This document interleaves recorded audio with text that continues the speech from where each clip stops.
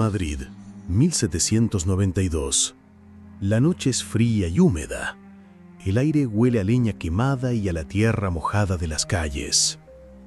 Dentro de una casa solitaria, la única luz proviene de una docena de velas que parpadean, proyectando sombras danzantes en las paredes.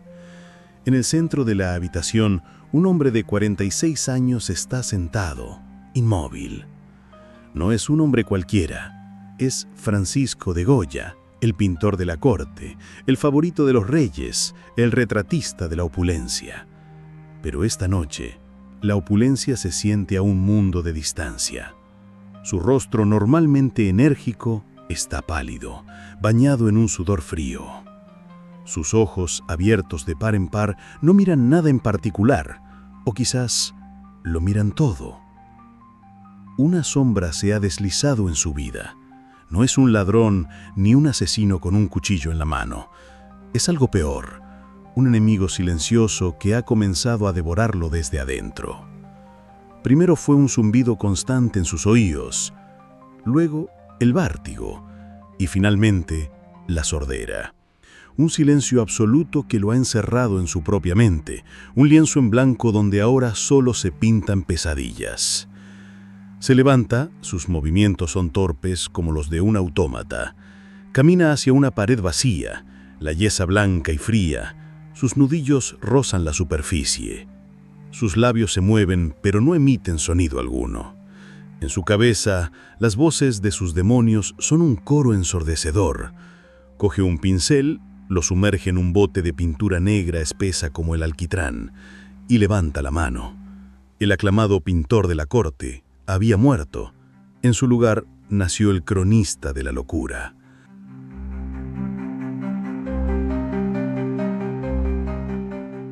Esa noche, algo se rompió dentro de Goya, y de esa fractura nació un arte tan oscuro y perturbador que incluso hoy nos obliga a apartar la mirada.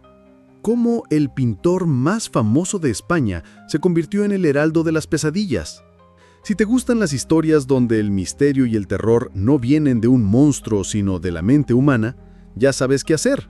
Déjanos un buen like para que el algoritmo nos trate bien y si aún no lo has hecho, suscríbete y activa la campanita. No querrás perderte este viaje a las tinieblas. Para entender al monstruo, primero hay que conocer al hombre. Y el hombre, Francisco de Goya y Lucientes, era la definición del éxito.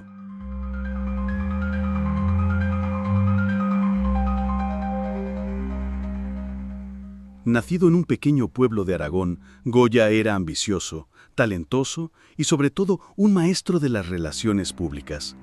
Sabía cómo moverse en los círculos del poder. Durante años construyó meticulosamente su carrera, ascendiendo hasta convertirse en el primer pintor de cámara del rey Carlos IV. Su vida era un desfile de lujo, encargos reales y retratos de la aristocracia. Sus pinturas de esta época eran vibrantes, llenas de luz y color. Capturaba la seda de los vestidos, el brillo de las joyas, las sonrisas forzadas de los nobles. Era un observador agudo, sí, pero su crítica, si existía, estaba oculta bajo capas de pinceladas complacientes. Por fuera, era un hombre realizado.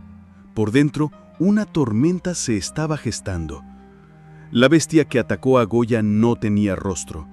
En 1792, durante un viaje a Andalucía, una enfermedad desconocida y brutal lo postró en cama. Los médicos de la época estaban perdidos, hablaban de cólicos o vapores malignos. La realidad era un infierno de fiebres, dolores de cabeza, alucinaciones y un desequilibrio que le impedía caminar. Y luego, el golpe final, la sordera. El modus operandi de esta enfermedad fue la tortura psicológica. Para un pintor, cuyo arte depende de la interacción con el mundo, el silencio se convirtió en una celda. Las víctimas de esta escalada no fueron personas, sino su propia percepción de la realidad. El mundo exterior se desvaneció y fue reemplazado por el ruido ensordecedor de su mundo interior. Su arte cambió para siempre. Comenzó a pintar obras más pequeñas, para sí mismo. Obras llenas de una crítica social mordaz, de brujas, de locos. Estaba exorcizando sus demonios. El pánico no se desató en las calles, sino en el aislamiento de Goya. En 1819, ya con 73 años, se mudó a una casa de campo a las afueras de Madrid. Los lugareños la llamaban la Quinta del Sordo. Allí, lejos de la corte y de la sociedad, Goya desató su reinado de terror privado, no sobre una comunidad, sino sobre las paredes de su propia casa. Mientras España sufría convulsiones políticas y sociales, Goya las traducía en su lenguaje secreto. Usando la técnica del óleo al seco, pintó directamente sobre el yeso de las paredes de su comedor y su sala de estar. 14 murales, 14 ventanas al abismo. Eran las pinturas negras. Un fantasma estaba en efecto suelto, pero vivía y pintaba dentro de esa casa. La policía, la sociedad, el mundo entero ignoraba por completo la existencia de estas obras maestras del horror. No hubo una casada en vida de Goya. El secreto de las pinturas negras murió con él, o casi. Goya se exilió en Francia y murió en Burdeos en 1828. La casa pasó a su nieto y durante casi 50 años las pinturas permanecieron allí, ocultas, deteriorándose lentamente. La pista crucial no fue un error del criminal, sino un acto de preservación. En 1874, un banquero francés, el barón Émile d'Erlanger, compró la Quinta del Sordo. Al descubrir las pinturas y comprender su incalculable valor, pero también su fragilidad, financió el complejo y delicado proceso de transferirlas del yeso al lienzo. Fue una carrera contra el tiempo para salvar al fantasma del olvido. La captura no fue la de un hombre, sino la de su alma. Cuando las pinturas se exhibieron por primera vez en la Exposición Universal de París de 1878, el público quedó en shock. ¿Cómo podía ser esto obra de Goya, el pintor de la elegancia? La reacción fue de incomprensión y rechazo. La verdad era demasiado impactante. El hombre que habían celebrado como el pináculo del arte cortesano era, en secreto, el padre del expresionismo, un profeta de la oscuridad que acecha bajo la superficie de la civilización. La confesión no fue hecha con palabras, sino con cada pincelada de negro. Entonces, ¿cuál fue el final de este caso? ¿Hubo justicia para el monstruo? El barón d'Erlanger, al no encontrar compradores para aquellas obras tan sombrías, las donó al Estado español. Hoy, las 14 pinturas negras son la joya más oscura del Museo del Prado. Son el legado de Goya. No hubo juicio ni sentencia, porque el crimen de Goya fue pintar la verdad del alma humana sin filtros. El número final de víctimas es incalculable.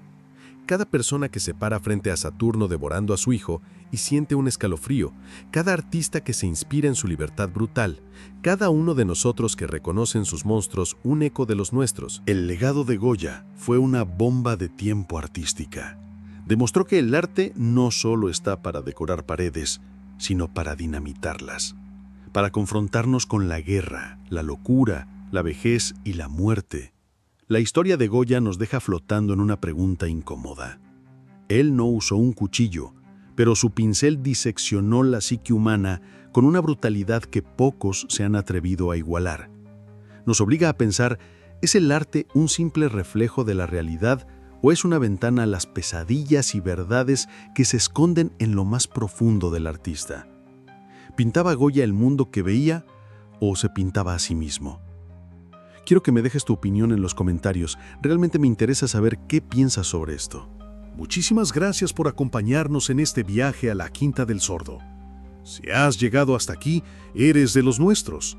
No olvides suscribirte y activar las notificaciones, porque en el próximo video exploraremos otro caso donde la realidad supera, por mucho, a la ficción. Hasta la próxima.